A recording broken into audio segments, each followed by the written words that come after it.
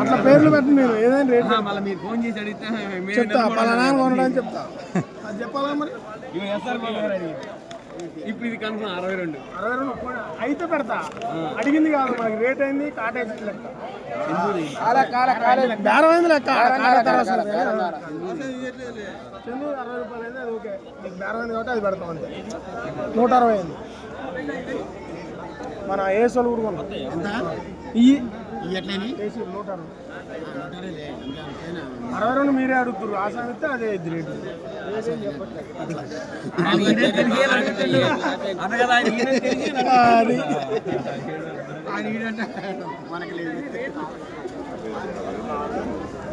రైతు ఇస్తే అయితే ఇదేనా అడిగింది 60 రూపాయలు ఇది పెట్టచ్చు 160 పెంచుకోవాలి 60